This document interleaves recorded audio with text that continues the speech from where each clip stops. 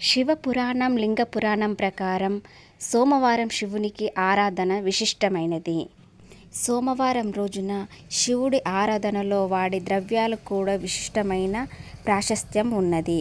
సోమవారాల్లో శివుడి పూజకు అభిషేకానికి వాడే ద్రవ్యాలకు ఒక్కొక్క దానికి ఒక్కో విశిష్టమైన ఫలితం ఉంటుంది. ఇప్పుడు ఎలాంటి వాటితో శివునికి పూజిస్తే ఎలాంటి ఫలితం ఉంటుందో చూద్దాం. సోమవారం రోజున గంగాజలంతో శివుడిని అభిషేకం చేస్తే ఐశ్వర్య ప్రాప్తి కలుగుతుంది. ఆర్థిక బాధలు దూరమవుతాయి. శివ పార్వతులకు కుంకుమ పువ్వు కలిపిన పచ్చి పాలను నివేదిస్తే వంశాభివృద్ధి కలుగుతుంది. సోమవారం రోజు నల్ల నువ్వులు కలిపిన నీటితో శివలింగానికి అభిషేకం చేస్తే అనారోగ్యం సమస్యలు, మానసిక బాధలు శాశ్వతంగా దూరమవుతాయి. వ్యాపారంలో కష్ట నష్టాలతో బాధపడేవారు, ఉద్యోగంలో స్థిరత్వం కోరుకునేవారు సోమవారం రోజు చెరుకు రసంతో శివలింగానికి అభిషేకం చేస్తే అన్ని సమస్యల నుండి బయటపడతారు.